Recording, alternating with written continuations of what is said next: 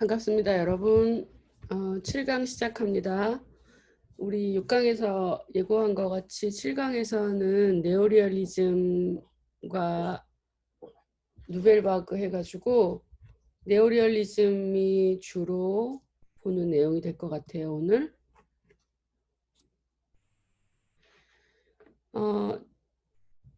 네오리얼리즘과 누벨바그를 제가 연결하고 좀 차별화해서 개념을 좀 비교하면서 이해를 시키려고 같이 붙였는데 한 번에 안 될 것 같아서 오늘이 첫 번째 강의로 제가 시작합니다.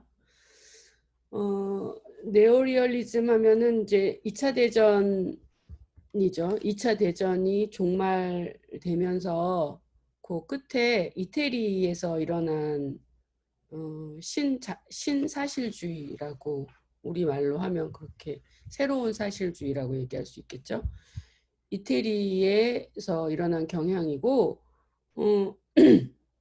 우리가 이게 두 가지로 주로 얘기를 하는데 로베르토 로셀리니의 1945년 무방비 도시가 나온 것을 기점으로 네오리얼리즘이 시작이 되었다라고 공식적으로 얘기하기도 하고 그 전에 43년에 비스콘티가 그 강박관념 옵세션이라는 영화를 만들었는데 그것이 또 이 네오리얼리즘의 전조다라고 해서 그것을 또 네오리얼리즘의 시작으로 보기도 해요. 그래서 뭐 대단히 뭐 그렇게 중요하진 않지만 어쨌든 당시에 이태리에서 네오리얼리즘을 끌어가는 선두주자의 몇몇의 감독들이 이제 부상을 하는데 그 중에 대표적인 감독으로 로베르토 로셀리니가 있고 그 다음에 비스콘티가 있고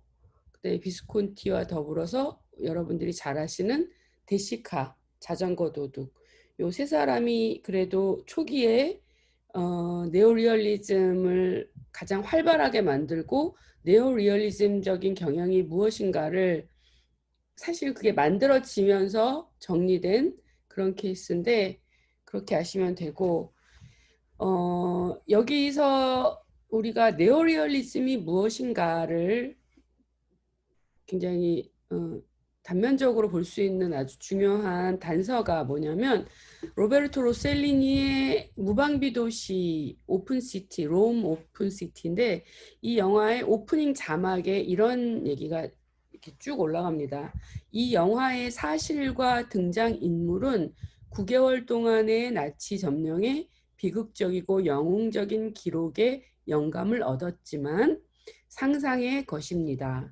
따라서 인물이 실제와 관계없음을 알려드립니다. 지금 이 안에 네오리얼리즘이 무엇인지 거의 다 담겼다고 보시면 됩니다. 그러니까 지금부터 보게 될 이 영화는 실제로 역사상에서 있었던 일에 근거해서 그런 팩트들로부터 영감을 받았는데 그로부터 그 이야기에서부터 내가 지금 스토리텔링은 인물과 뭐 설정과 이런 것들은 내가 상상을 해서 만든 것이다.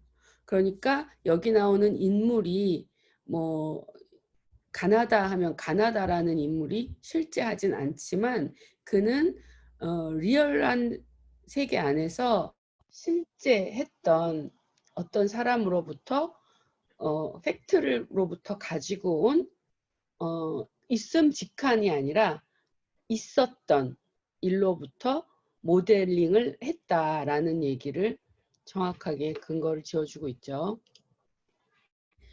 그래서 이제 로베르토 로셀리니는 영화를 1930년대부터 했습니다. 그리고 그 모친이 프랑스 사람이기 때문에 그 원천 어쨌든 프랑스적인 피가 같이 있고 그 다음에 어느 정도 좀 부르주아지 상류 계급에서 자란 케이스인데 어려서 극장도 아버지가 영화를 충분히 보라고 극장까지 이렇게 통째로 자기가 영화를 관람할 수 있을 정도로 나름 좀 여유가 있는 가정에서 자랐고, 근데 이 네오리얼리즘의 시기가 그랬지만 이때 작가들이 네오리얼리즘은 로베르토 로셀리니도 그 당시에 그랬고 공산주의 사상에 다 찬동되어 있었어요. 그래서 이 네오리얼리즘 안에는 사실주의 이 네오리얼리즘 안에는 이념이 사실은 또 같이 공유됩니다. 그래서 로셀리니의 이 작품 같은 경우는 배경 이야기가 여러분이 아마 요즘에는 말들을 워낙 안 하니까 영화사조들을, 그죠? 이거는 이제 이태리의 고유의 자기네 정치적 상황인데 독일군에 그 점령되면서 이태리는 사실 무솔리니하고 독일하고 같이 연합되어서 그 파시즘이 아예 자리를 잡았던 흔적이 있는 나라잖아요. 그래서 그 안에서 굉장히 무기력하고 자기 나라의 역사에 있어 되게 수치스러웠던 그런 부분의 한 면이기도 한데, 그때에도 이런 그 정의에 맞서고 이런 파시즘에 용감하게 싸웠던 저항자들이 있었고, 그런 레지스탕스죠. 그러니까 그런 저항자들이 있었고, 그리고 그 전쟁이라는 것이 얼마나 비참하고 정말 그 가난과 주림과 그 안에서 서로의 내분과 이런 권력에 붙어서 살아나려고 하는 생존자들과 사이에서 그 엄청난 생존적인 어떤 투쟁, 갈등 이런 것들이 엄청나게 다 드러나는 그런 여러 계층의 여러 모습의 그런 갈등 구조들을 나누어서 그거를 보여주는 소재는 그렇습니다.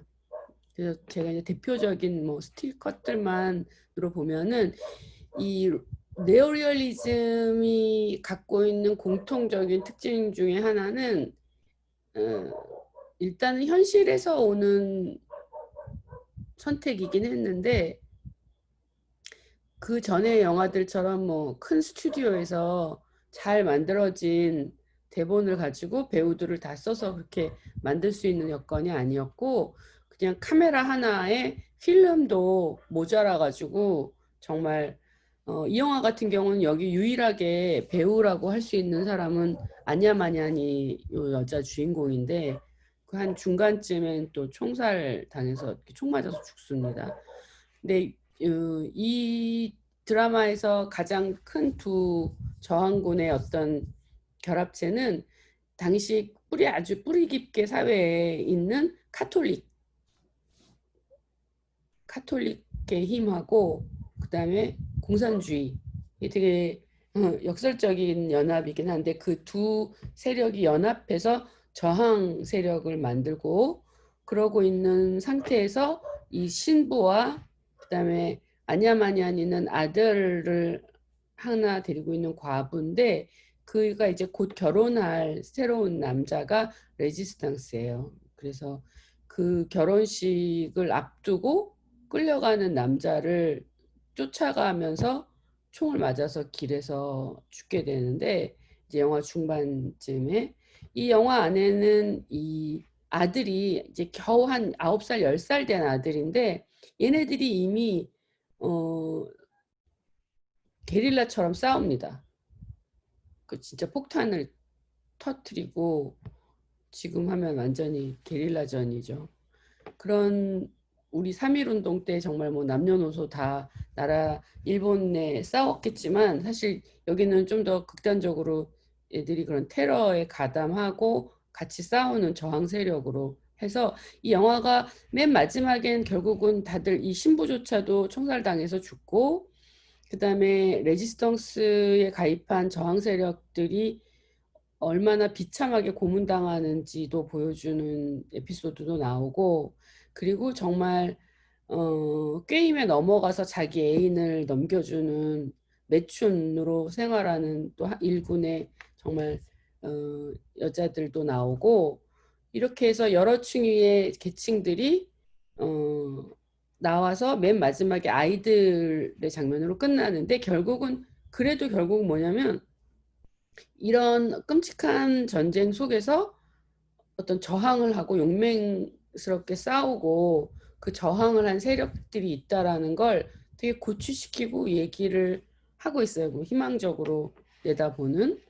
그래서 이제 전체적으로 이 네오리얼리즘적 성격이 뭐냐라고 얘기했을 때는 거의 대부분 영화를 찍다가도 돈이 없어서 필름을 살 돈이 없어서 이 안나마냐니는 그 당시에 정말 국민 배우 여배우였는데 이 여자가 자기 옷들을 막 팔아서 돈을 만들어 가지고 필름을 구입했다는 일화가 되게 유명해요. 그러니까 그럴 정도로 만드는 상황 자체가 굉장히 열악했고 그리고 이제 그 앞서서 제가 얘기를 좀 했어야 되는데 이 네오리얼리즘이 나올 즈음에 이태리라는 나라에서의 영화는 이제 당시 워낙 정치적으로 그 파시즘 안에서 있었기도 하고 그리고 영화의 도입 자체부터가 여기도 또한 막 그런 정치적 선전을 위해서 막 국가가 쓰고 이런 그림은 아니었어요. 그리고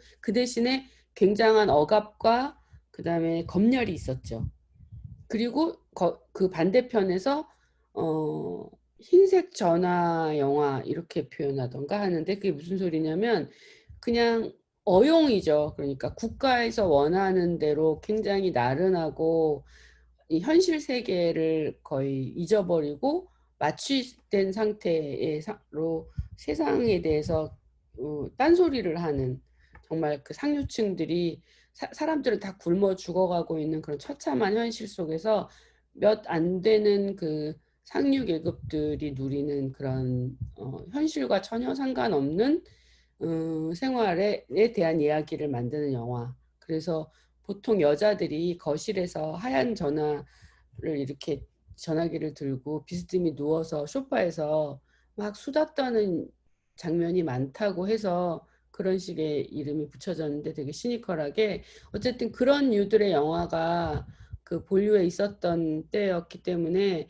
전쟁으로 인해서 물자도 필름이나 뭐 카메라, 조명 뭐 말할 것도 없이 다 모자랄 때에 이 영화를 한 2년에 걸쳐서 만들었다고 하는데 로셀리니가 이 영화를 만든 얘기 자체가 거의 하나의 기적이었다고 하죠. 그렇게 해서 완성된 이 이야기가 결국은 네오리얼리즘이라는 거대한 그 시작을 포고문을 여는 그런 작품이 됩니다. 그래서 이제 여기서 보면은 이런 고문하는 장면들이 우리가 되게 일제를 겪었기 때문에 굉장히 좀 리얼하게 느끼는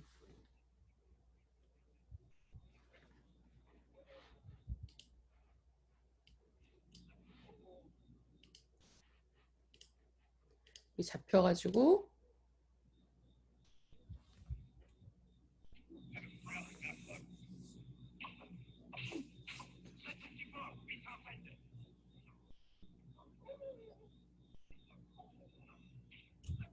이 시나리오에 참여한 사람 중에 한 사람이 펠리니예요.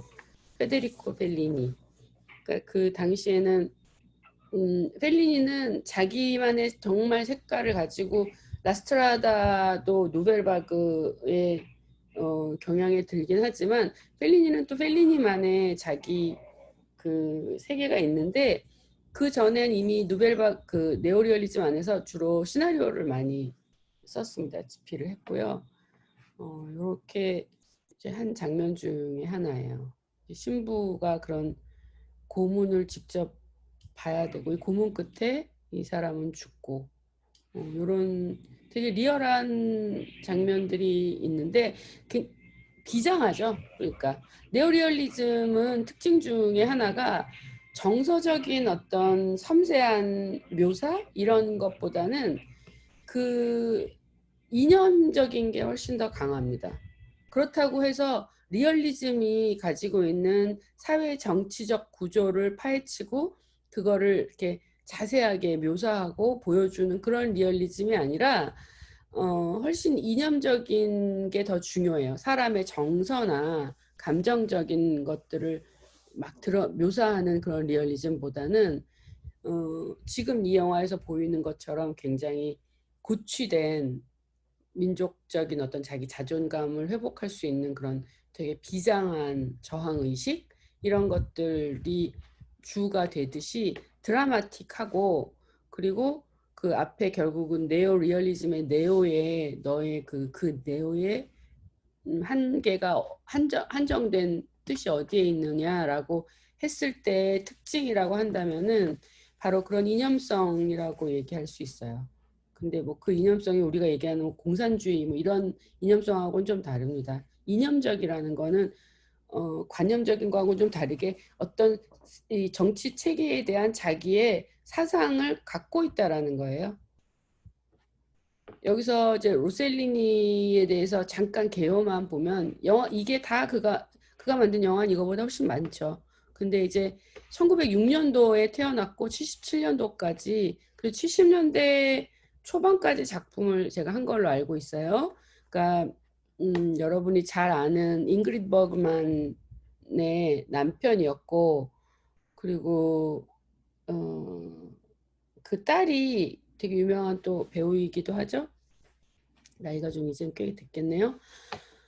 이 지금 여기서 보는 파이산이 두 번째 46년에 만들어진 작품인데, 이 당시에 이제 잉그리드 버그만은 헐리우드 배우였고, 근데 네오리얼리즘이 미친 영화사적 영향도 굉장히 컸을 뿐 아니라 실제로 네오리얼리즘의 작품들이 만들어진 시기는 생각보다 짧아요. 한 6, 7년도 안 되는, 59년이면 사실은 끝납니다.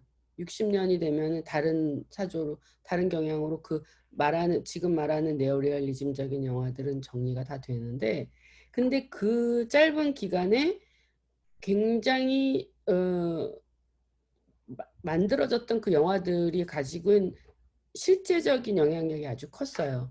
그리고 그 당시에 그 헐리우드에도 영향력이 굉장히 많이 가서 사람들이 실제로 흥행적으로도 많이 본 영화들이라고 해요. 그래가지고 잉그리드 버그만이 페이잔까지 보고 굉장히 감동을 받아서 편지를 보내요. 그 로셀리니한테 나는 당신하고 일을 할 수 있으면 좋겠다. 그러면서 그게 인연이 되어서 만나고, 그리고 결혼까지 하죠. 물론 이제 로셀리니는 첫 번째 결혼이 아니었어요. 그래서 버그만이 로셀리니와 그 사는 동안에 굉장히 전 시리즈에서 로셀리니 전성기 때도 그렇고 되게 중요한 작품들을 다 주연을 하게 됩니다. 이어서 이런 유로파에도 나오고 스트롬볼리, 그다음에 이탈리아 여행, 이런 이 영화들 되게 중요한 영화들인데, 잔다르크에도 나오고요. 그러니까 굉장히 인연이 돼서 작품들이 쭉 이어지고, 우리가 지금 얘기한 네오리얼리즘 영화다라고 할 때 얘는 한 스트롬볼리 유로파 정도까지는 네오리얼리즘적인 경향이 뚜렷하게 있어요. 이제 이탈리아 여행증 가면은 좀 더 관념적이고 내적 심리적인 것들이 훨씬 유비가 많아지는 영화로 이제 바뀝니다. 그러면서 로셀리니의 페이잔 같은 경우가 이제 에피소드식으로 도시를 중심으로 한 6개 정도 이렇게 나뉘어요. 그러면서 그 미국 군인하고 점령군이 된 미군하고 이태리아의 관계가 되게 다양한 모습으로 보여지는 거예요. 도시에 따라서. 그러니까 시실리 같은 경우는 농부하고의 관계, 나폴리는 그래도 도심의 되게 빈민가, 로마도 마찬가지고, 플로렌스에서는 제가 언뜻 지금 생각이 안 나네요. 볼로냐는 노동자가 있었던 것 같고, 제일 유명한 그게 지금 여기는 어디냐면 이게 나폴리일 거예요. 네. 나폴리에서 여러분이 지금 보시면은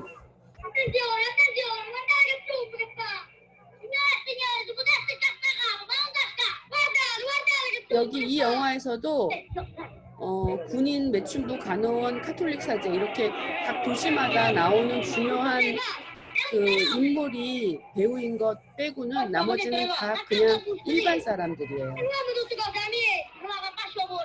근데 놀라운 거죠. 지금 여러분이 보고 있는 저 어린이들은 그냥 길에서 정말 있는 친구들을 캐스팅을 해가지고 야 우리 이런 영화 만들 건데 이런 대사를 해라 이렇게 즉흥적으로 캐스팅 되면서 만들어지는 게 그게 네오리얼리즘입니다.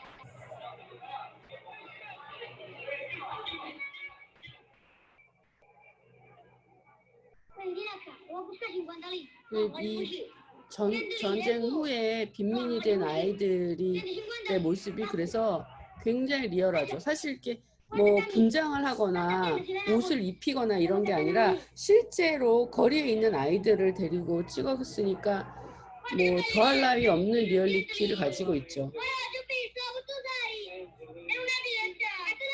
여기서 이 장면에서 이 군인 하나만 직업 배우입니다. 그래서 이런 에피소드가 요게 이제 나폴리에서 있는 에피소드고요. 이 파이산이 되게 중요한 작품인 거는 네오리얼리즘이 시작되고 두 번째 작품을 로셀리니가 하면서 정말 이 영화가 말하고자 하는 주제, 그 다음에 스타일, 이 모든 것들이 아주 그 네오리얼리즘이 이것이다라고 보여주는 정석으로 딱 자리를 맺는 그런 아주 상징적인 영화고, 그 다음에 제가 여러분한테 보여주고 싶었던 게 계속해서 로셀리니 영화인데 이 스트롬볼리는 이거는 실제로 이제 전후에 난민들이 굉장히 이태리에도 이제 많이 유입되고 그랬을 때 난민 문제가 항상 뭐 옛날부터도 많았죠. 그러면은 이 섬들 사이에 그 막 엄청난 난민들을 수용하는 수용소가 있었는데 이 스트롬볼리는 정말 화산 지역이고 아주 그 뭐 도시라고 할 게 없기 때문에 정말 그냥 깡 어촌이에요. 되게 원시적인. 그러니까 외부에서 누가 뭐 먹고 살려고 들어오고 이럴 수 있는 곳이 아닌 곳인데 지금은 이제 훨씬 뭐 관광지가 됐지만 당시에 리얼한 상황 안에서는 근데 그 당시에 로셀리니가 실제로 그 난민들이 수용되어 있는 수용소에서 아주 눈에 띄게 자기 나라 사람이 아닌 훤칠한 동유럽의 어떤 여자가 거기에 갇혀 있는 걸 보았는데 그 여자가 유일하게 그 난민에서 탈출해서 이 바깥 세상으로 나오려면 이태리 남자를 꼬셔서 남자와 함께 사는 수 있으면 그게 유일한 길인 거예요. 그래서 그때 그거를 실제 하는 장면을 보고 로셀리니가 저 이야기를 따서 영화를 한번 만들어 보자 해가지고 나온 게 스트롬볼이고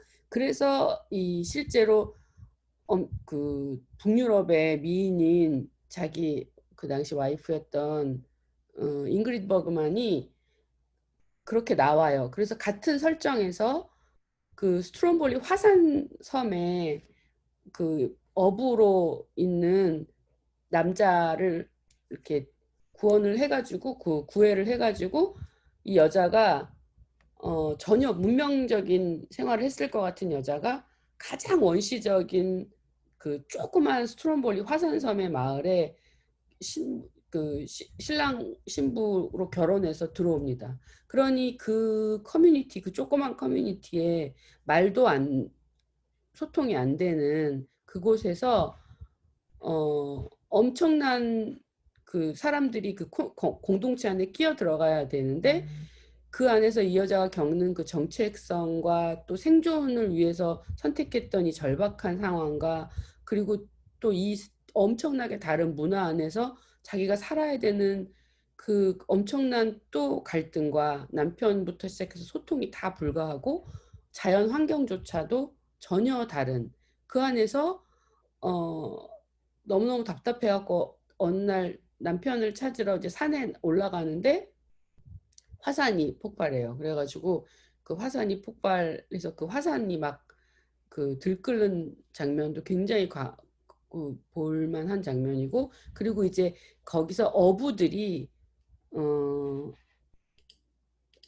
그러니까 어부들이 일을 하는 그 장면이 그냥 말 그대로 다큐멘터리예요. 그리고 잉그리드 버그만 말고는 다들 또 그 현지의 사람들이었기 때문에 여기서 아주 걸출하게 우리가 네오리얼리즘이 보여주는 네오리얼리즘만의 그 아주 다큐멘터리적인 굉장한 그 페이소스를 흠뻑 느낄 수 있는 그런 영화예요. 그래서 어부들이 낚시하는 그 장면에 대한 이런 묘사가 아니죠. 사실은 이건 거의 취재라고 할 수 있어요. 그 취재와 그 설정을 만들어서 한다고 해도 실제 거기서 다 어부들을 데리고 그 안에 들어가서 물론 통제를 하죠. 감독인 로셀리니가 이걸 다시 찍는다. 여기서 이렇게 해라. 이렇게 영화 찍을 때처럼 감독을 하기는 하지만 이것은 어찌 보면은 그걸 감독이 뭐 하나하나 액션을 감독할 수 있는 그런 상황이 아니잖아요. 그러니까 다큐멘터리에 거의 가깝고 그런 이극 대비되는 상황 안에서의 이 주인공이 갖고 있는 그 혼란함을 그 전의 작품들보다 이제 조금 더 주인공의 내면적인 불안과 혼란 이런 것들이 더 많이 보여지고, 그리고 자연과 주변의 환경들이 그거를 더 비유적으로 드러내는. 그래서 이제 조금씩 벌써 몇 작품 안 지났는데도 달라집니다. 그 기류가.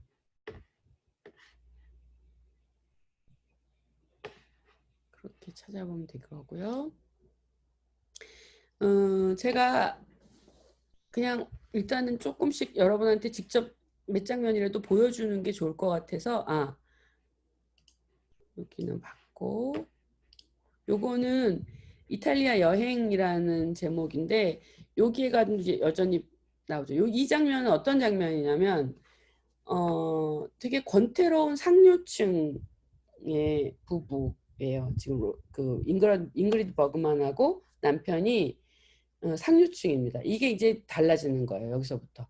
네오리얼리즘이 갖고 있는 특징 중에 하나는 그 당시 사회에 가장 밑바닥인 사람들의 그 사회 안에서의 밑바닥인 사람들을 보여주고 그들을 삶을 드러내고 그 사회적 구조들을 고발하고 하는 정신이 있었는데, 요게 이제 벌써 54년이잖아요. 54년으로 지나가고 약간 작가주의적인 의식이 이제 그로부터 생기면서 어떤 게 되냐면 주인공이 이미 상류사회 사람이 되면서, 그게 무슨 소리냐, 그 당시에 어쨌든 전후에 있었던 그 빈곤의 문제는 아니었지만 상류사회조차도 갖고 있는 그 엄청난 허무와 그 다음에 정신적 공황 상태 이런 것들을 이미 가지고 있었기 때문에 이 부부간의 관계가 아주 무료하고 위기가 온 어떤 상류층의 부부의 내면 그 관계를 보면서 이들의 세상 안에 있는 그런 공허함 같은 것들을 드러내게 되는데, 그 요 장면이 뭐였냐면 혼자서 이그리드 버그만이 박물관에 가요. 미술관에 가서 많은 조형물들을 보는데 그 조형물들을 만나는 그 순간들이 굉장히 내적인 자기의 상태하고 비유적으로 드러나면서 심리적 그 주인공의 상황들이 이제 더 많이 드러나는 그런 상태가 되는 거죠.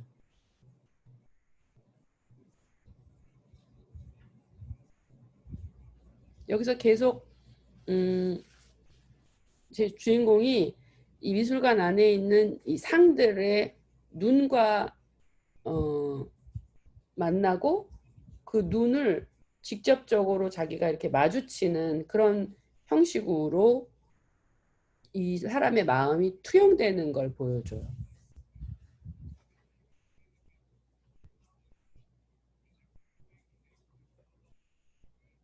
헐리우드에 있던 버그만하고는 굉장히 느낌이 다르죠. 나이도 물론 있고.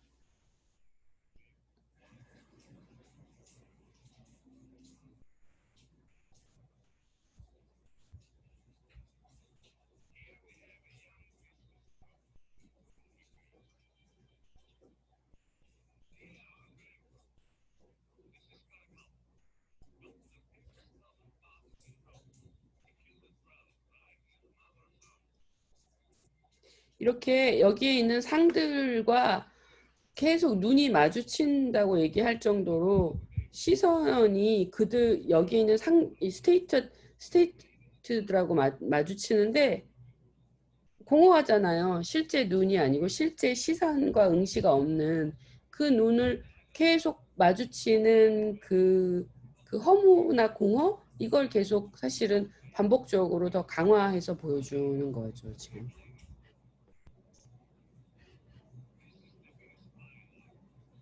여기 조각상이라는 것 자체도 팔다리가 다 잘리고 몸통만 남은 조각상도 굉장히 상징적인 거죠. 그냥 육체가 되었다는 육만이 남아있는.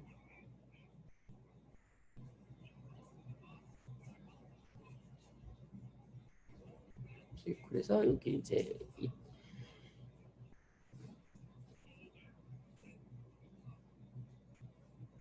이 영화를 고다르가 굉장히 그 이제 비평하고 공부하고 자기 영화를 만들기 전에 했던 작업 중에 이제 영화 어떻게 보면 영화 공부죠. 자기네끼리 많은 영화들을 보고 비평하는데 고다르 같은 경우가 로셀리니 이탈리아 여행을 되게 많이 논의했어요. 이런 상징적이고 되게 관념적인 그 표현들, 자아를 드러내는. 자, 많이만 보셨고 그 다음에 이제 다음으로 넘어가서 제가 왜 이렇게 특별히 일반적인 얘기보다는 작품 위주로 보여드리냐면 이태리의 네오리얼리즘 자체가 정확하게 말하면 네오리얼리즘은 이것이다 이렇게 규정되면서 시작한 게 아니에요. 아까 말한 것처럼 무방비 도시나 지금 여러분이 보고 있는 이 옵세션이라는 이 영화가 시작되면서 징후처럼 아주 뭔가 지금 전 세계에 굉장히 새로운 영화들이 출발하는구나 라고 그 기류가 시작되면서 그것들이 만들어지는 그 공통적인 기류가 그것이 무엇이었더라 라고 만든 이들과 그렇고 만들어진 결과물을 통해서 우리가 이해하는 그렇게 된 사조입니다. 이것은. 그래서 뭐 우리가 앞서서 본 인상주의나 아니면 뭐 그 우리가 포토제니 이런 얘기를 할 때에는 작가들이나 그걸 표방한 사람들이 자기들의 이념과 관념성을 다 준비를 하고서 얘기를 하면서 작품을 하는데 이 경우는 그런 케이스는 아니에요. 이 비스콘티는 그냥 귀족 집안의 후손입니다. 근데도 막시스트였어요. 그리고 이 사람은 동성애자였고 굉장히 섬세한 사람이었고 자기의 그 집안 자체가 오랫동안의 귀족이었기 때문에 그거를 자기가 지울 수는 없었어요. 그 흔적이 이제 갈수록 더 많이 나오고 그리고 이런 세기 말적인 때 안에서 남은 그 귀족들이 보여주는 행태와 그리고 그 허무함 같은 거 아니면 그런 모순 이런 것들을 더 많이 작업을 하게 되죠. 자기 세계이기 때문에. 근데 여기서 보면은 지금 이 작품이 1943년이니까 아까 본 무방비 도시보다 2년이 먼저 나온 건데 이거를 그 네오리얼리즘의 전조고 이게 시작이다라고 보기도 해요. 근데 이 영화가 내용이 뭐냐면 그 이후에 헐리우드에서 만들어지는데 포스트맨은 배를 두 번 울린다인가 하는 그 원작 소설을 비스콘티가 휙 갖고 와가지고 만든 거예요. 그러니까 그 무슨 소리냐면 여기 지금 젊은 아내와 그 다음에 우체부가 이제 바람을 피게 되는 구조에 있는 거죠, 지금 이야기가. 그런데 이게 네오리얼리즘의 전조다라고 얘기하는 건 실제로 이들이 그 2차 대전 이후에 1943년이라는 역사 안에 있는 그 시간성을 그대로 포장하지 않고 정말 있는 그대로 드러내면서 그 안에서 있는 인물을 이렇게 심어다가 그 이야기를 만들어내는 그런 일이고, 비스콘티는 장소노아르 작품에서도 작업을 했다고 제가 쓴 이유가 이미 그 전부터 작업을 했는데, 장소노아르 작품에서 얘기한 것처럼 그 일을 했다는 것처럼 어떤 면에서 보면은 되게 아티자나란 그 프랑스 영화가 만들어지는 거기에 전통에서 배운 것도 있고, 그리고 이 작품이 지금 문학 작품에서 가지고 왔다고 하잖아요. 그러니까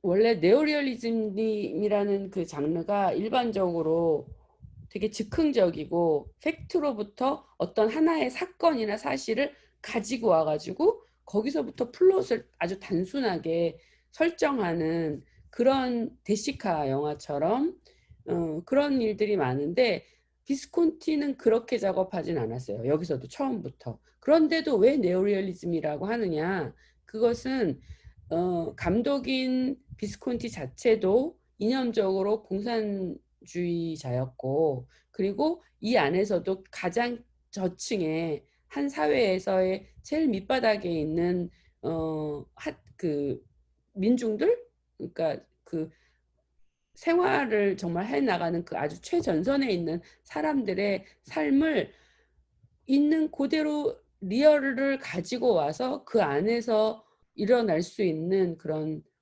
간통과 뭐 이런 배신, 이런 얘기를 하고 있기 때문이에요.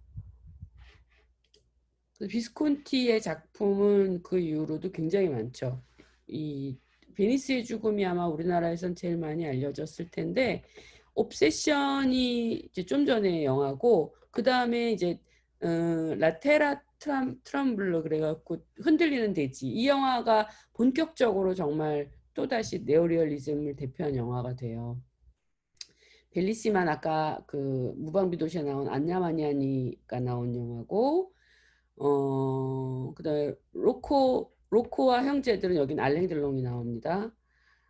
센소가 이것도 시대극이에요. 시대극이고 굉장히 대서사시인데 이 작품도 되게 로마네스크하고 좋습니다. 근데 이제 더 이상 이 작품쯤 오면 이제 우리가 네오리얼리즘이라고 하진 않아요. 그럼에도 불구하고 그 비스콘티가 네오리얼리즘 옵세션과 그 흔들리는 돼지, 벨리시마, 그리고 로코와 그 형제들, 이런 요 계열의 영화까지는 굉장히 사회 리얼리즘, 네오리얼리즘 계열로 작업을 계속하면서 아까 말한 대로 60년이 지나면 그때까지 일하던 그런 네오리얼리즘적인 방식으로 일하던 작가들이 각자 자기의 색깔을 내면서 작가적으로 자기 작품들을 훨씬 많이 발전시키고 자기의 길로 나가게 되는데, 그때 이제 우리가 만나게 될 이후의 비스콘티는 훨씬 게오파드와 센소와 그다음에 루드빅과 이 마지막 이게 말러의 그 소재로 한 영화죠. 이게 베니스에서의 죽음, 이런 이유로 이제 거슬러 가게 됩니다. 그래서 지금 두 번째 작품으로 그 비스콘티가 네오리얼리즘적인 영화로 만든 그 흔들리는 돼지는 48년도 거예요. 근데 여기서 이제 제가 어쨌든 중요한 워딩들을 여기다 좀 적어놨는데, 여기서도 보면은 굉장히 영화가 긴장감도 뛰어나고, 지금 여러분이 다시 봐도 이 네오리얼리즘 영화는 미국에서 흥행에 성공했다고 얘기하는 것처럼 굉장히 재밌고 빠져 들어가는 이야기예요. 그 감성적인 공감대도 아주 빨리 교감할 수 있는 상업적으로 손색이 없는 흥행을 가져올 만한 그런 코드들을 가지고 있어요. 그런데 여기서 이 영화에서 얘기하는 게 뭐냐면 이런 부분들이 리얼리즘이에요, 여러분. 되게 우리가 리얼리즘이라고 얘기하는 게 문학에서 졸라나 프랑스 문학의 그 에밀 졸라 같은 사람이 말하는 사실주의는 훨씬 사회주의적이고 자기가 갖고 있는 이념에 충실해서 묘사를 하잖아요. 묘사적인데 여기 지금 네오리얼리즘에서 얘기하는 리얼리즘적인 묘사는 묘사가 아니라 어떻게 보면 기록이고 그리고 주시예요. 그런 것들이 섞여 있어요. 그래서 굉장히 태도적으로 다른데 여기서도 지금 보면은 이 테라 트럼블라 마을, 여기 이 마을의 안에서 사람들이 살아가는 이 일상의 모습들이 리얼리즘을 구성하기 위해서 재현되고 잘려서 다시 재구성되고 하는 리얼리즘이 아니고 있는 그대로의 모습을 그대로 담는 그런 다큐멘터리적인 호흡이에요, 다들. 그런데 아까도 전에도 얘기했지만 그렇기 때문에 네오리얼리즘의 드라마트로기들은 되게 구성이 헐렁해요. 보통 리얼리즘 영화들은 자기가 하고자 하는 얘기들을 다 관절을 맞춰서 막 짜 맞춰가지고 정확하게 막 끌어올리고 하는데 얘는 그렇지 않고 훨씬 느슨하죠. 관조적으로 영화를 촬영하고 그 현실을 쓰기 때문에. 그런데 여기서 지금 중요하게 한마디 해야 되는 건 뭐냐면 그럼에도 불구하고 그러한 풍경들과 그러한 배경들과 그러한 사회적 관계와 사실을 있는 대로 잘 가지고 왔을 때 그래도 플롯이 있잖아요. 주인공이 있고 한 이야기의 그 이야기를 따라가는 플롯이 있거든요. 그럼 그걸 같이 걔를 알리바이로 해서 이제 이야기가 굴러가면서 그때 우리 몽따주 이론에서 에이젠슈타인 그 전환 포템킨 같은 데서 보이는 그런 긴장을 위한 엄청난 재구성들이 있잖아요. 그리고 오케스트레이션으로 보면은 교향곡의 거의 정점의 그 절정을 한번 갔다가 내려오지 않습니까? 근데 이 네오리얼리즘에서도 결국은 그런 지점을 만들어요. 아까 제가 정서적인 리얼리티를 주시한 것보다는 이념이 먼저였다라고 얘기해요.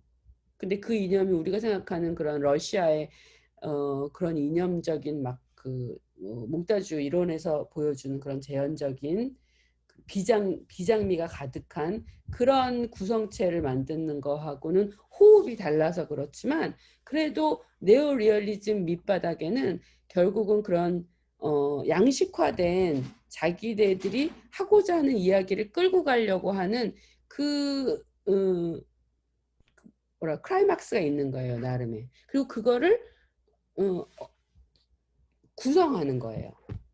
그래서 우리가 러시아 영화를 보는 때 그런 긴박한 구성체는 아니지만 되게 서정적이고 헐거운 것 같으면서도 그런 비장미나 아니면 이념적으로 이야기를 끌고 가서 맨 위로 올라가야 되는 그 지점으로 끌고 가는 그런 몽따주적인 그 리듬을 가져갑니다. 보통도. 여기서도 그래요. 그래서 씬들마다 어떤 자연이 주는 자연과 인간이 막 뭐 배를 타거나 뭘 할 때 오는 그 긴장감을 고조시키든지 아니면 영화 전체에서도 어떤 씬들을 더 특별히 그렇게 만들든지 하는 그런 기법들을 기본적으로 씁니다. 그게 리얼리즘, 그래서 리얼리즘이라고 하죠.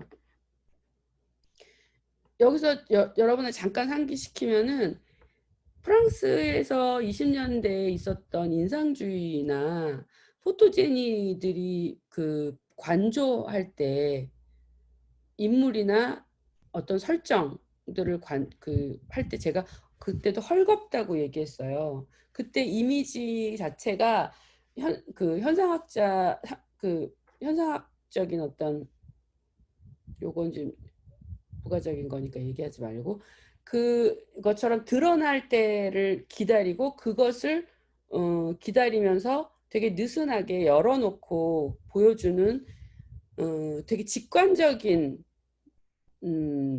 어떤 느낌? 그거를 만들어주기 위한 목표가 있는 거예요. 인상주의나 포토제니 같은 경우는. 근데 사조적으로 보면 이 기법이 리얼리즘은 그 반대에 있거든요. 근데 우리가 지금 보는 네오리얼리즘은 분명히 리얼리즘이긴 한데, 그 리얼리즘이 보여주는 그런 긴박성과 그런 그 촘촘한 재구성력 같은 것들은 거의 못 느껴요. 오히려 더 앞서서 본 말한 영화들하고 호흡적으로는 비슷한데, 근데 밑바탕의 그 이념과 영화를 끌어가는 제작 방식 자체가 아예 다른 거죠.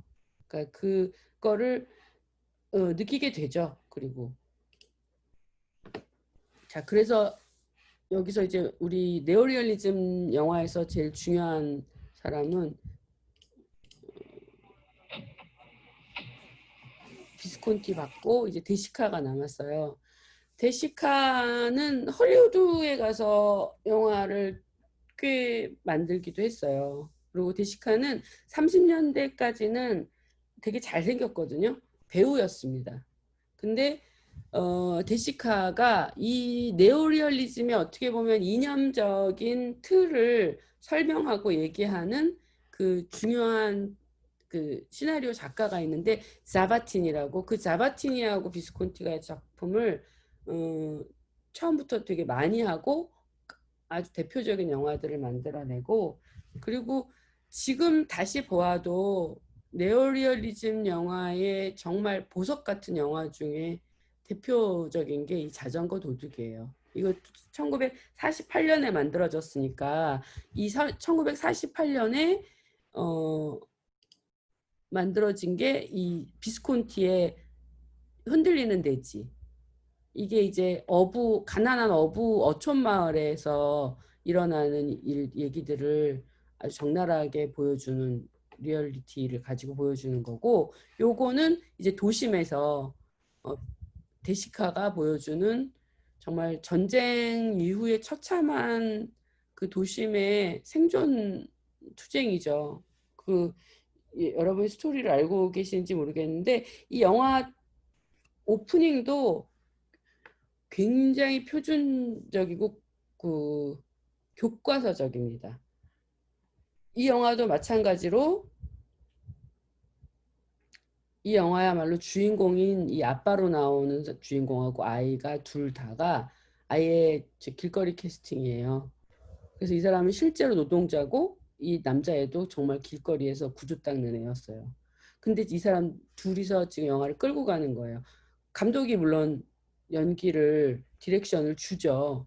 근데 배우가 아니었던 사람들이고, 그 설정 안에서 그냥 탁 주어진 설정에서 이렇게 연기해, 자, 이 대사를 이렇게 얘기하는데 이런 리얼리티가 나오니까 어떻게 보면은 네오리얼리즘 감독들이 갖고 있는 굉장한 능력 중에 하나는 그런 비전문 배우들을 데리고 연기를 끌어낸다는 거는 감독이 갖고 있는 그 정말 굉장한 능력 중에 하나인 거죠.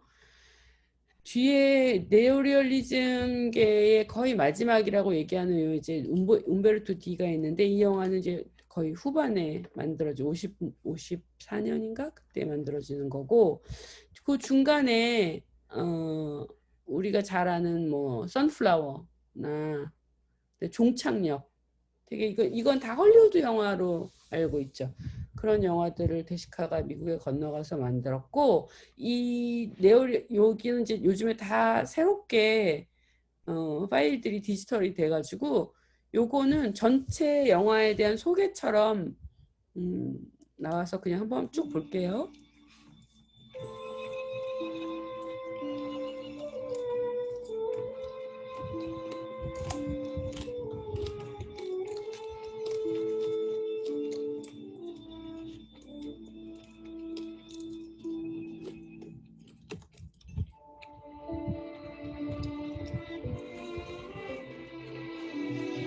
엄청난 실업 속에서 자전거가 있었기 때문에 그나마 일자리를 구했는데 그 자전거를 도둑 맞은 거죠.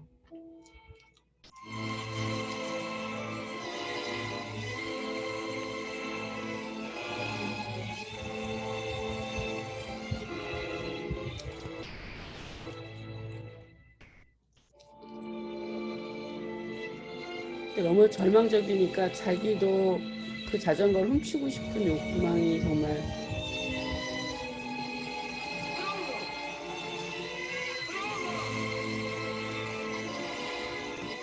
아이가 자기 아빠가 자전거를 훔쳐가는 걸 보는 거죠. 잡히고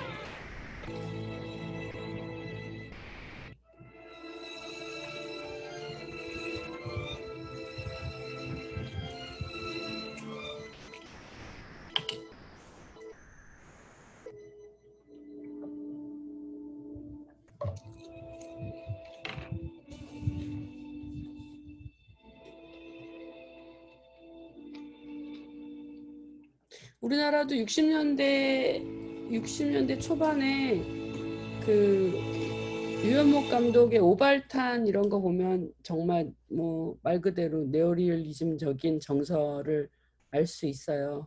우리는 이제 드라마였고 모든 배우들이 그것도 굉장히 기라성 같은 배우들이 연기를 한 작품이긴 하지만 그 오발탄 작품이 우리나라에서 가지는 그 위상과 그 참 위상이 있어요. 이 영화를 보니까 새삼 또 다시 그 영화 생각이 납니다.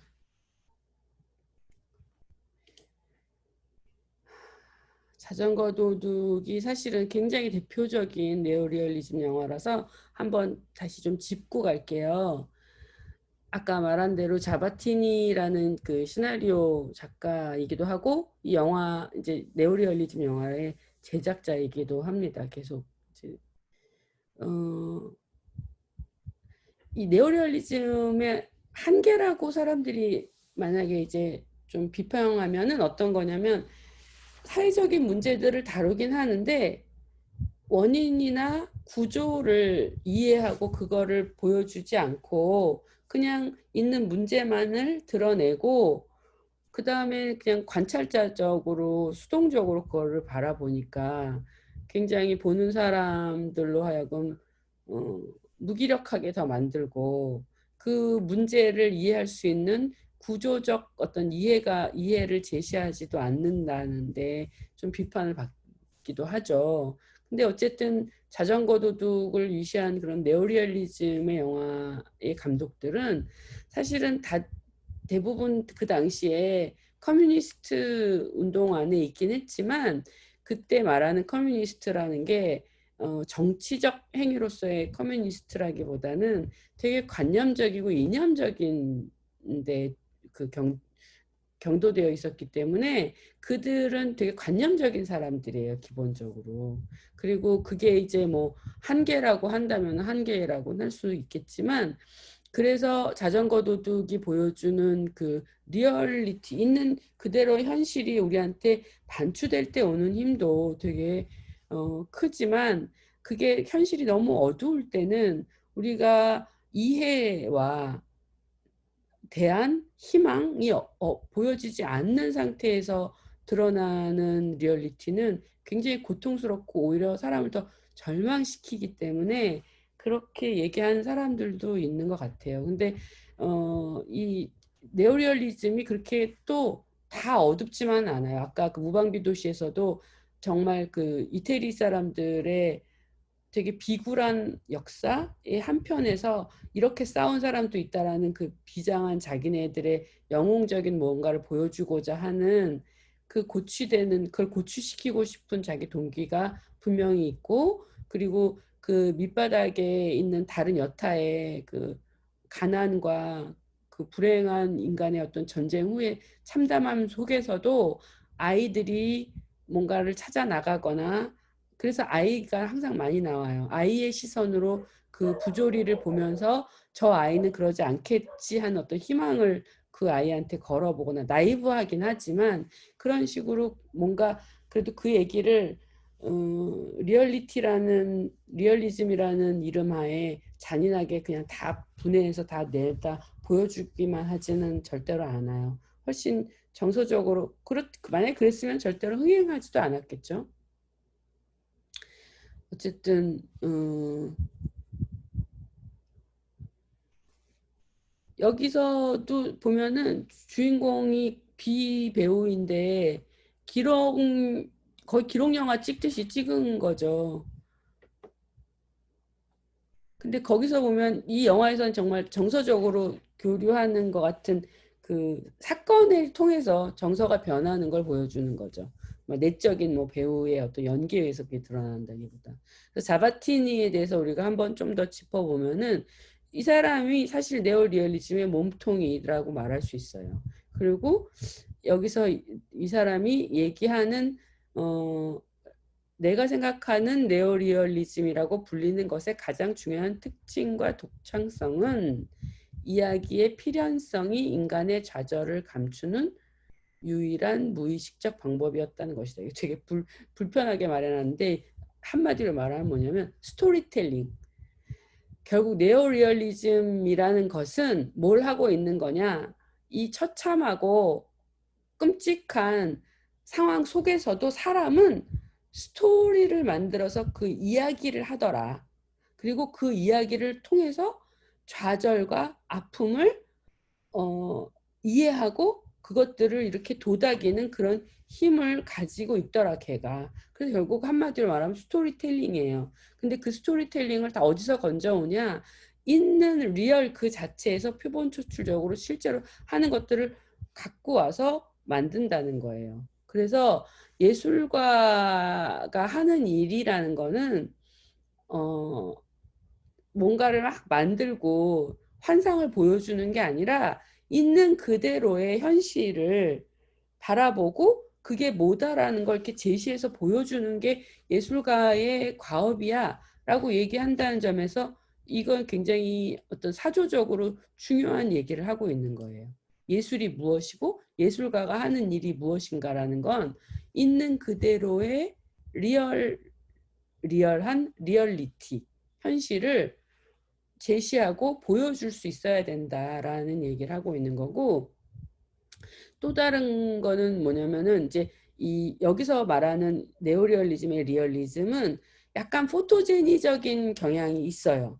왜냐하면 내가 갖고 있는 이념에 근거해서 그러한 사실들의 구조를 구축해서 만들어주는 그런 농따주의론적인 리얼리티랑 다르게 여기서 리얼리즘은 뭘 보여주고자 하는가 하면 지금 우리가 보고 있는 지금 여기에 내 눈앞에 펼쳐지고 있는 어떠한 현실의 한 조각 단면을 카메라가 딱 담았을 때 그 안에 진짜가 있다. 그리고 그것을 진짜 그런 리얼과 교감하고 그걸 제시받고 그걸 만나게 하려면은 어떻게 해야 되겠어요? 길게 긴 호흡으로 그것을 주시할 수 있어야 돼요. 그러니까 어떤 이야기를 위해서 따다다닥 잘라가지고 구성을 하는 게 아니라 걔를 계속 바라보고 주시하는 현실의 단면 하나를 그럴 수 있는 그 힘을 가지고 리얼리티를 재구성하는 게 아니라 그 안에서 스토리를 재구성하는 거예요. 그래서 여기서 말하는 그 연속성이라는 것은 컷들이 잘려져 가지고 연속을 이루는 게 아니라 그러한 전체적인 풍경들의 이어짐 안에서 스토리가 이어지는 연속성을 얘기하는 거. 그거가 바로 네오리얼리즘이 가지고 있는 리얼리즘의 정의입니다. 얘기했고 이거는 여러분들이 한번 지금 읽어보시고 여기서 그리어슨의 얘기가 잠깐 언급될 수밖에 없어요. 왜냐하면 아까 얘기했지만 다큐멘터리하고 결국은 이렇게 만나는 거거든요. 카메라가 지금 여기 주인공이 내가 설정한 주인공이 여기서 여기까지를 막 뛰어가야 돼. 내가 전경을 보여줄 때 그 있는 그대로의 현실을 손을 안 대고 그대로 찍거든요. 그 다큐멘터리적으로 담은 리얼하고 자기가 그 설정 안에서 스토리텔링 하려고 하는 인물하고의 만남을 이어가긴 하지만 우리가 드라마를 만들 때 재현하는 거하고는 완전히 근본적으로 다른 방식의 그 씬들이 같이 연결되는 거예요. 그래서 여기서 보면 당연히 다분히 다큐멘터리적인 연결이 있고, 그런데 다큐멘터리는 우리가 지금 영화사에서 보면은 제가 한번 따로 다룰 기회를 만들어 보고 싶다고 얘기했는데 허락되면 그 그리어슨이라고 20년대에 영국은 일찌감치 드라마tur기보다는 다큐멘터리에 강해져요. 그래서 제가 이제 다음번이나 다다음번쯤에 지금 이 네오리얼리즘하고 영국의 그 그리어슨이 거의 창시자로서 되게 중요한 인물인데 30년대 40년대 동안에 영국 쪽에서 어떤 장르를 일으키냐면 다큐멘터리 중에 세미 다큐멘터리라 그래가지고 다큐멘터리인데 그 안에 드라마를 구성하는, 그러니까 반은 드라마고 반은 다큐멘터리인 그런 그 어쨌든 연합성의 다큐멘터리가 나오거든요. 거꾸로 보면 지금 네오리얼리즘은 현실을 배경으로 스토리를 만들어서 리얼리즘을 하는데 여기는 다큐멘터리 안에서 서사를 또 구성해요. 그리고 그 시기가 30년대, 40년대 전쟁 이후에 다큐멘터리로서 쭉 발전하고, 여기 이쪽 이탈리아에서 시작한 네오리얼리즘은 굉장히 관념적이고 심리적인 여러 갈래의 작가들의 세계로 이렇게 쫙 이렇게 넘어갑니다. 그 리얼리티가. 근데 어쨌든 요쯤에서 보면은 우리가 그리어슨의 다큐멘터리를 얘기를 잠깐 할 만하게 엇비슷하게 겹치는 이제 시기들이 있어요. 그런데 그리어슨 같은 경우는 재밌는 거는 아방가르드적인 다큐멘터리를 먼저 만들었어요. 그리어슨이라는 다큐멘터리계의 그리피스 같은 사람이거든요. 대부인데 그 사람은 아방가르드적인 실험적인 다큐멘터리를 먼저 만들면서 다큐멘터리의 그 정통성과 다큐멘터리라는 세계를 아예 구축해버린 사람이에요. 그렇게 조금씩 연결이 되죠. 전 세계가 각자 자기가 갖고 있는 그 어떤 색깔대로 문화가 퍼져나가긴 하는데 전체적인 기류와 사조에서는 사실 서로가 이렇게 합쳐지고 겹쳐지고 하는 시기들이 있는데, 그게 바로 어떤 때냐면 제가 20년대 인상주의 아방가르드를 얘기했고 30년대 프랑스가 시적 리얼리즘을 얘기했고, 그리고 40년대 이제 전후에 이태리가 네오리얼리즘을 끌어가면서 그 이후에 영국 쪽에서는 다큐멘터리, 미국에서는 이제 전후에 그 독일에서부터 온 작가들과 함께 헐리우드의 드라마와 그 다음에 코미디, 그리고 40년대에는 또 스펙타클한 그런 뮤지컬도 같이 호황을 이루는데, 그런 미국에서도 노아르가 시작되는 게 40년대 이후예요. 어쨌든 거기도 물질적으로는 유럽과는 다르지만 정신적으로는 어두움이 있었기 때문에.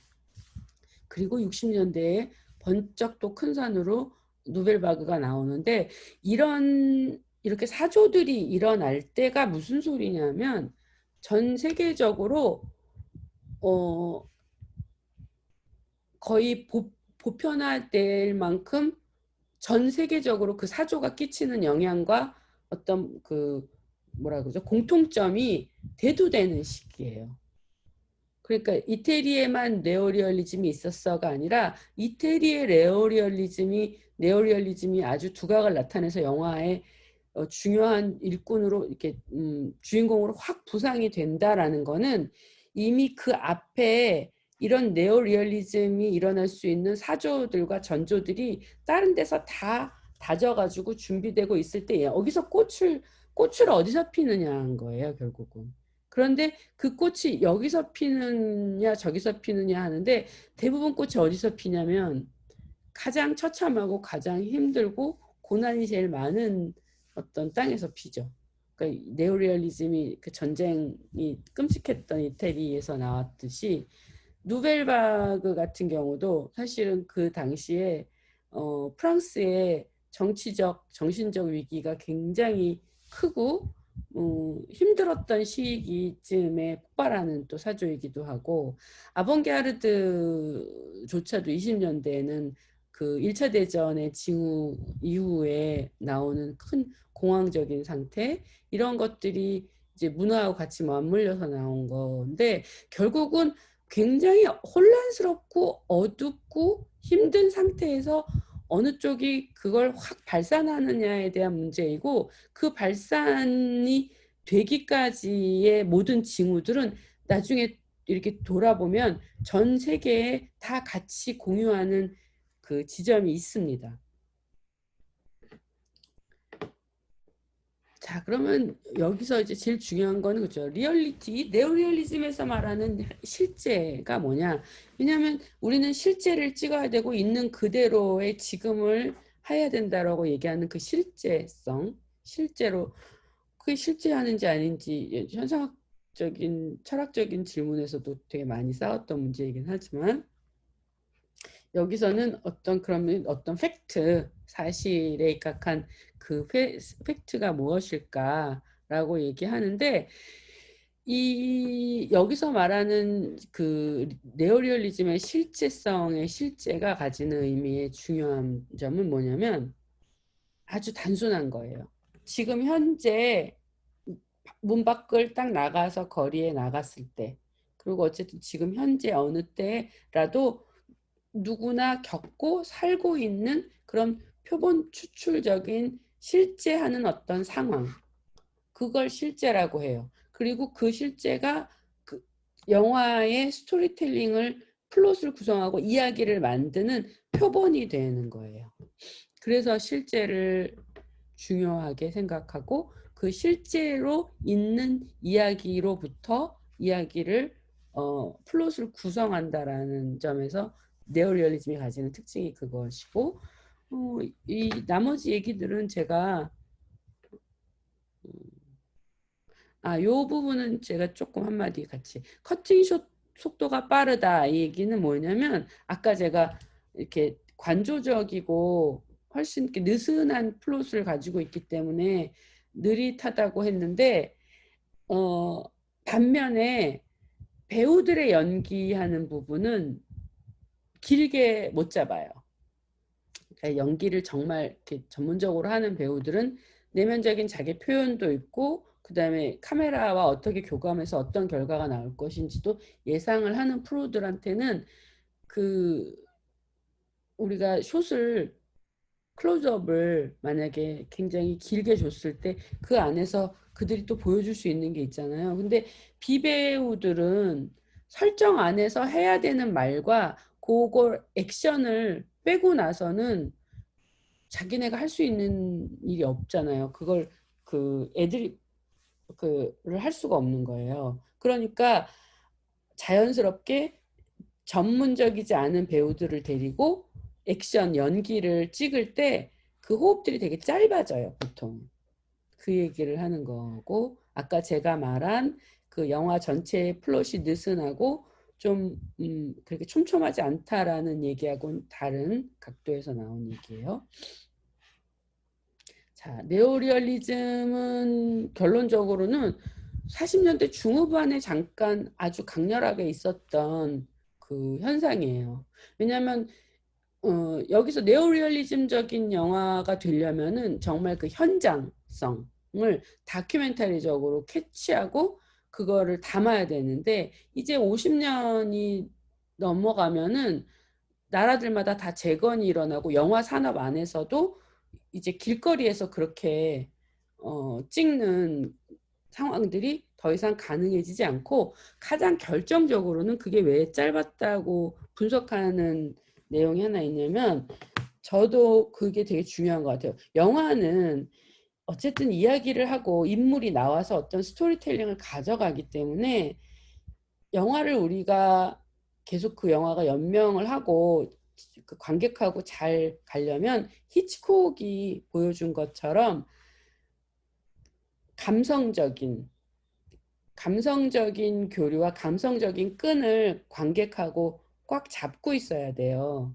그 드라마가 있는데 그 드라마에 관객이 집중하지 못한다라면 그 드라마는 이미 힘을 다 잃고 드라마가 더 이상 아닌 거죠. 그런 것처럼 어떤 이야기가 있어요. 인물이 어떤 이야기를 우리가 하고 있어서 따라갈 때에 정서적 그 디벨롭먼트, 개발은 우리 관객하고 소통하는데 되게 중요한 사실 열매거든요. 근데 네오리얼리즘 계열의 이야기는 스토리텔링이 더 중요하지 그 인물 안에서 일어나는 그런 분화적인 세심한 감정이나 감성이나 그런 교류들은 그걸 다 보여주기에는 되게 바빠요. 그 구조 안에, 리얼 안에서 어떤 스토리가 있어서 이렇게 간다 하는 액션적인 어떤 위주? 약간 1차원적인 이야기 스토리텔링으로 하면 그렇죠. 그렇다고 해서 영화가 유치하거나 1차원적이라는 건 아닌데 어쨌든 한계가 금방 옵니다. 그래서 그런 이유 때문에 영화가 이제 더 이상 네오리얼리즘적인 데 머물지 않고 다른 데로 사실 넘어가는 거죠. 그러니까 네오리얼리즘이 끝났다라는 게 네오리얼리즘적인 감독들이 다 영화를 다 이제 거기까지만 하고 감독을 안 했어 이런 게 아니라 각자 분화돼서 자기 세상의 자기 작가적 세계로 넘어가는 거예요. 그래서 그 어떻게 보면 전 단계 스쿨 같은 역할을 했다고 할 수 있을까요? 하나의 어떤 학교 사조 하나의 학교처럼 그런 의미로 이해를 하는 게 맞을 것 같고 실제로 또 작가들이 그래서 굉장히 작가주의적인 훌륭한 감독들이 그 이후에 이제 작품들을 만들어내죠. 어쨌든 그래 49년, 50년이 되면 이 사조는 끝납니다. 그리고 지금 여기서 보면은 그 제가 그리어 쓴 이 29년도예요, 여러분. 29년도에 실험적 다큐멘터리를 만든 거예요. 여기서 지금 여러분한테 이거를 아주 길진 않은데 이거를 보여주기에는 약간 흐름이 끊기는 것 같아서 오히려 지금은 여러분이 아까 제가 말한 맥락 때문에 이 그리어슨을 얘기하고 다큐멘터리를 좀 언급했다라는 것 정도만 여러분이 이해를 하시고 요 얘기는 근데 굉장히 되게 좋습니다. 이 작품이 아주 길진 않은데 안녕하세요. 건강기능식품 바다에 나아간 그 고기잡이의 일을 다큐멘터리로 한 건데 이걸 왜 그 실험적인 다큐멘터리라고 했냐면은 여기에서 나오는 이 다큐멘터리가 죄송합니다.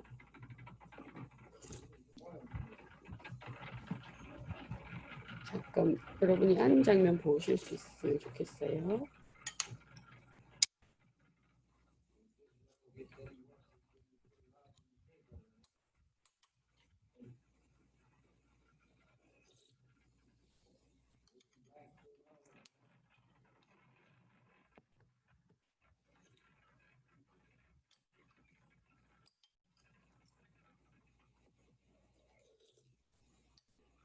지금 여러분이 보시고 있는 이 장면은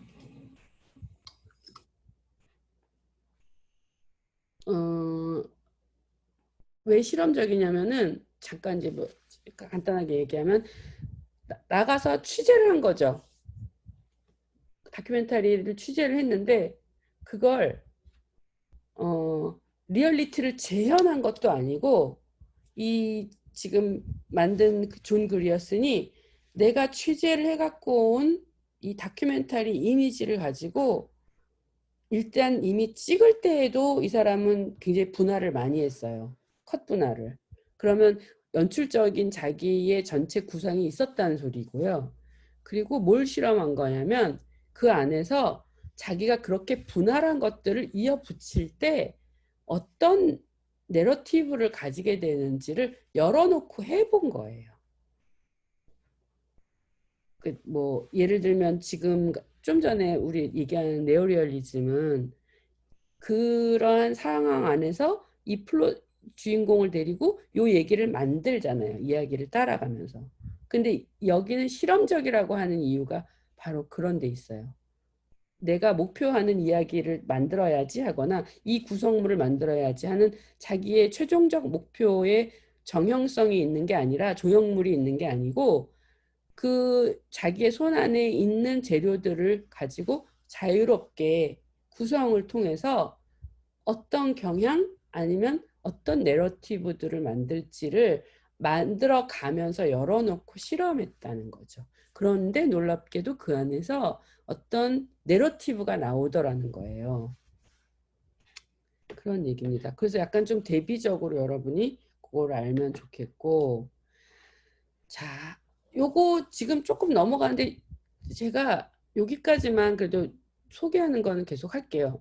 왜냐면 펠리니를 얘기를 그래도 다음에 하게 되겠지만 요번에 해야 되는 이유 중에 하나가 여러분들이 많이 아실지 모르겠는데 저는 제 인생 영화 중에 하나예요. 라스트라다가 펠리니가 그렇기도 하지만 근데 이 펠리니의 라스트라다는 1954년도 영화니까 사실은 네오리얼리즘이 우리가 아까 종결되고 끝났다라고 얘기할 수 있는 지점에 있어요. 근데 펠리니는 그 전에 네오리얼리즘 영화가 한참일 때에는 시나리오에 참여하는 작가적으로 참여를 많이 했어요. 그리고 자기가 영화를 이제 감독으로서 데뷔하고 만드는 시기 때에 만든 지금 이게 첫 초반의 작품인데 여기서 보면 아주 뚜렷하게 네오리얼리즘적인 그 냄새가 정치가 확 나는데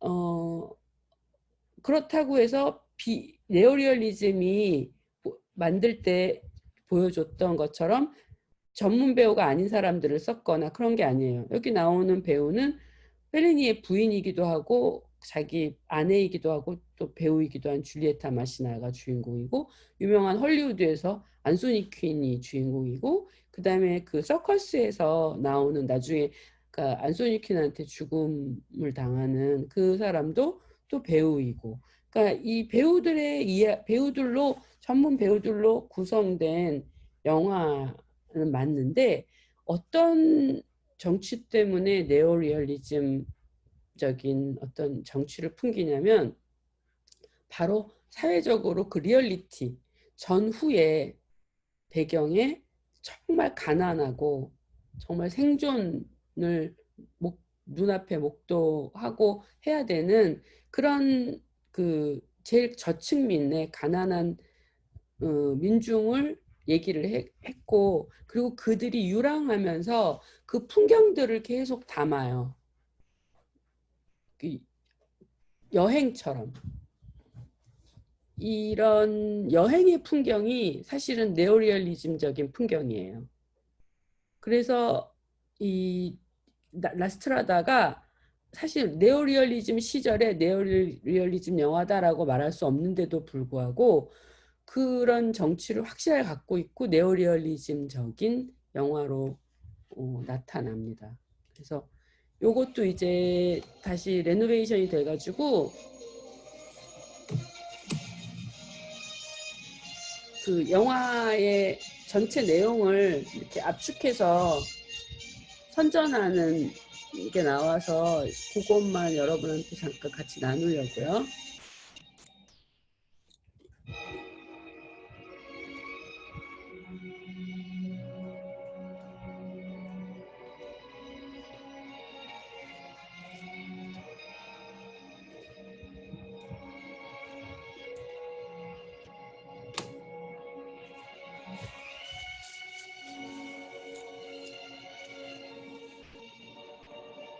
이 음악은 여러분들도 많이 들어보셨죠?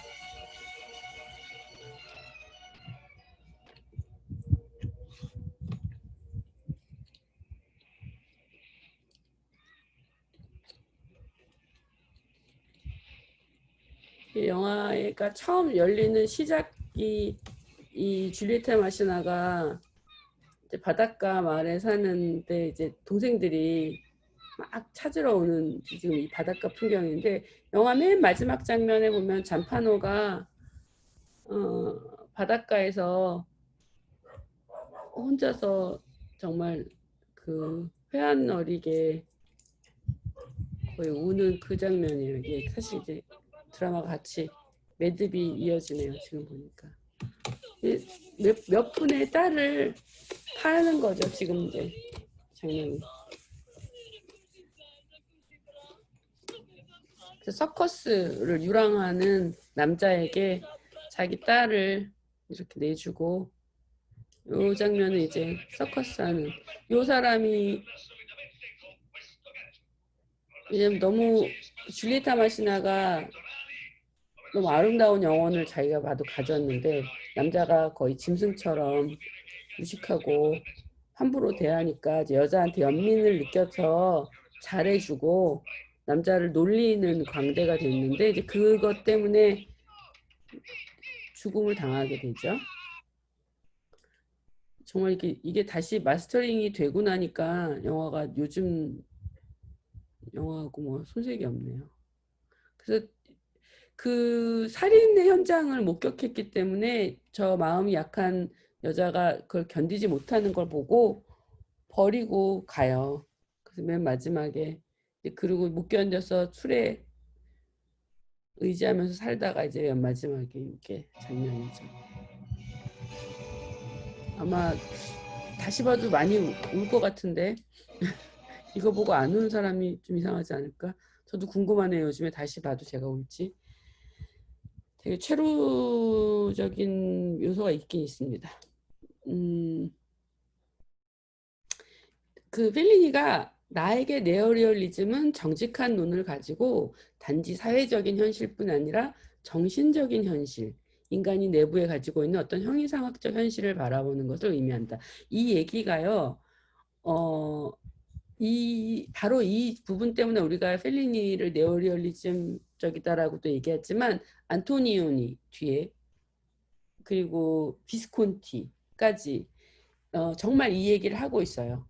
그러니까 여기서 말하는 다 정신적이고 심리적이고 자기 안에 가지고 있는 그 전후에 인간의 내면 안에 가지고 있는 되게 말로 보여지기 어려운 그런 정신적인 리얼리티를 다 각자 그 작가들이 자기만의 옵세션을 가지고 보여줍니다. 그러니까 펠리니 같은 경우는 굉장히 자기의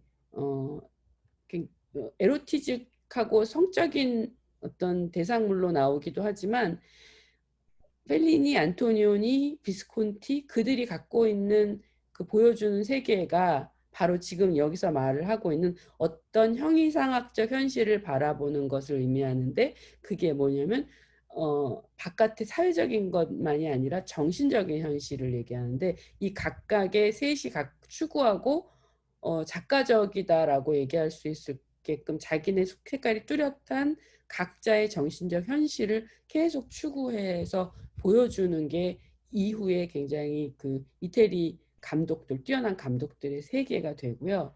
그래서 펠리니 같은 경우는 이제 그 뒤에 보면 요게 돌체 비타.